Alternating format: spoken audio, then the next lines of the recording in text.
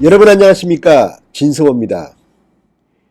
최근 민주당의 일본에 대한 공격이 예사롭지가 않았습니다. 특히 그중에서도 눈길을 끌었던 것은 최재성 의원의 주장이었습니다. 동경의 방사능 오염 때문에 여행 확대 지역으로 지정하자, 이런 것이었습니다.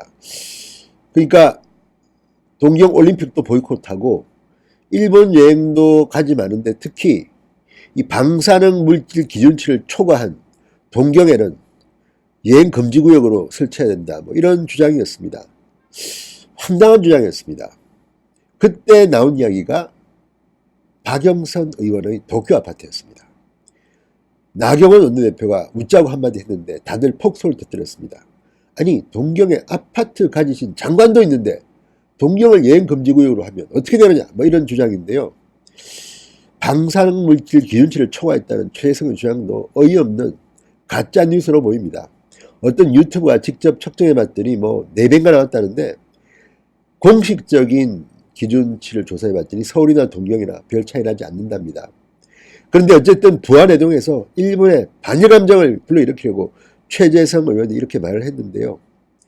자, 정말 이름도 일본 경제 침략 대책 특별위원회 위원장입니다.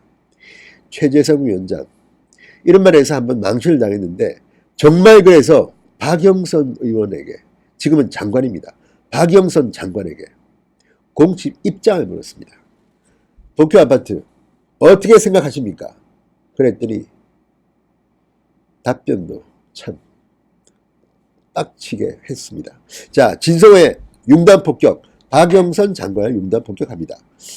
혹시 아직 진성호 방송 구독 안 하신 분들 붉은색 구독 버튼 눌러주세요. 자, 14일 어제 박영선 중소벤처기업부 장관이 국회에 출석했습니다.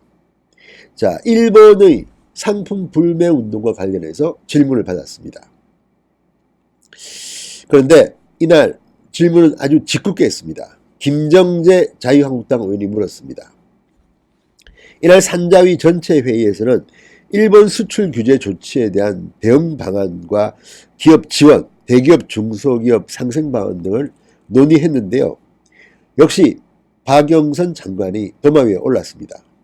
김재정 의원은 박 장관에게 일본 상품 불매 운동과 관련된 질문을 했습니다. 자, 박영선 장관은 일본 상품 불매 운동에 대해서 민간에서 하는 것이지 정부가 관여하는 것은 바람직하지 않다, 이렇게 말했습니다.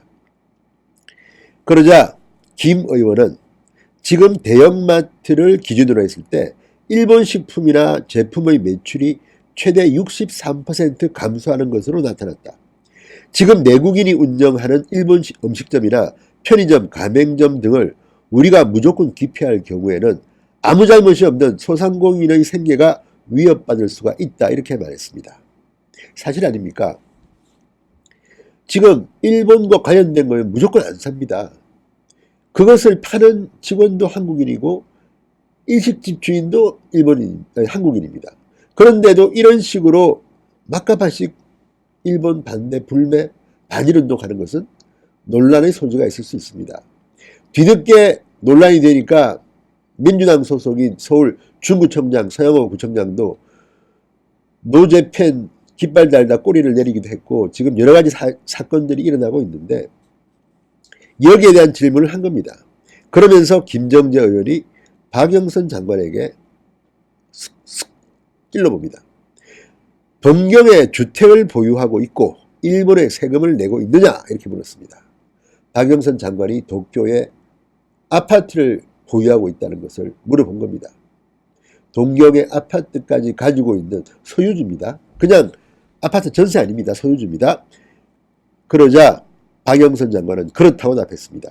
일본 동경에 아파트를 소유하고 있고 일본에 세금도 내고 있다는 겁니다. 김정재 의원이 묻습니다. 일본에 있는 집을 팔 생각이 없느냐? 그러자 박영선 장관, 저는 그것이 관련이 있는 상황이라고 보지 않는다. 실질적으로 그 집을 사게 된 경위도 그렇고 이것이 감정적인 것으로 대응할 부분은 아니라고 생각한다. 감정적으로 대응할 부분은 아니라고 생각한다. 자, 이 말을 박영선은 민주당과 청와대에 들려줘야 합니다. 얼마나 감정적으로 대응했습니까? 청와대 민정수석이라는 자가 죽창가라는 노래를 SNS에 올리는가 하면 민주당은 아니 동경이 뭐 원자력 무슨 뭐 성능 등등 이야기하면서 여행 가면 안 되는 곳, 여행 금지구역 설정 동경 이런 주장을 하지 않았습니까? 방사능 물질 기준치 초과 검출되었다. 동경올림픽을 보이콧하자. 이건 누가 한 거죠? 자, 그런데 정작 본인의 아파트 이야기가 나오니까 감정적으로 대응할 것은 아니랍니다. 그리고 이 발언을 보면 또 이해 못할 게 있습니다. 실질적으로 그 집을 사게 된 경위도 그렇고 이 말도 웃깁니다. 자, 박영선의 주장은 그렇습니다. 이 동경 아파트를 사게 된 것은 이명박 정권 때 남편이 BBK와 관련해서 사찰을 받아 다니던 직장을 그만두고 일본으로 쫓겨났다고 했는데 왜 하필 일본입니까? 미국도 있고 유럽도 있는데 왜 하필 일본으로 갔죠? 그리고 당시는 그랬다 칩시다. 이거 한 10년 전 이야기인데 그런데 지금 박영선 장관의 남편은 뭐 하는지 모르지만 원래 변호사라고 듣고 있습니다. 지금도 일본에서 근무하고 활동합니까?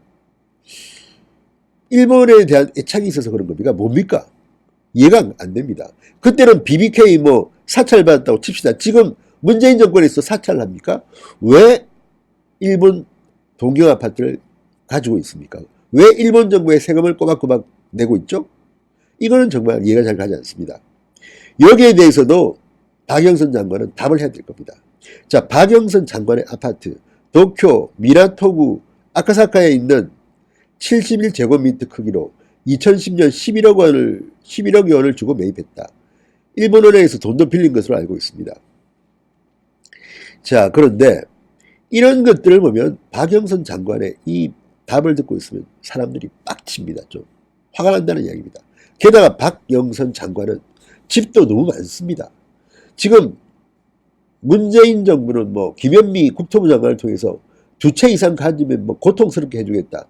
팔라고 막 하는데 정작 박영선 민주당 의원 겸 장관은 신천에도 집이 있고 자기 지역구는 또 구로 을입니다. 거기는 또 무슨 오피스텔입니까 뭡니까 뭐 하나 또 가지고 있고 그거는 뭐 전세라고 하죠 아마.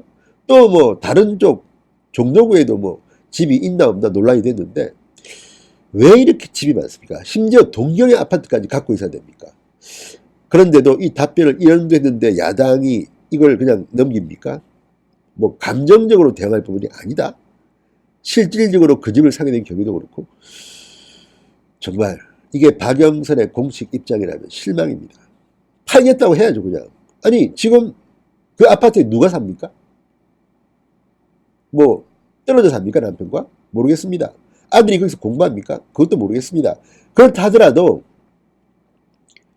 웬만하면 동경의 아파트와 서울의 신촌, 주택 뭐 정말 일반 서민이 볼 때는 너무합니다. 이러고도 서민정부, 서민을 위한 정부라고 부르짖겠죠.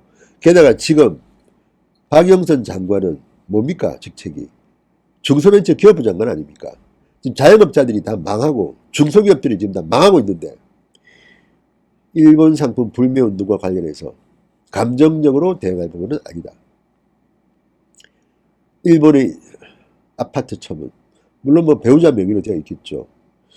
자, 이런 것들을 보면 얼마나 이중적인가를 알 수 있습니다. 뭐 예를 들어서 처음에는 일본 상품 제품 비판하다가 이해찬 민주당 대표가 고급 일식집에서 점점 먹고 그때 보니까 계산서를 보니까 뭐 장어 먹고 했던데 그러니까 또 한국인이 운영하는 일식집은 사용해도 된다.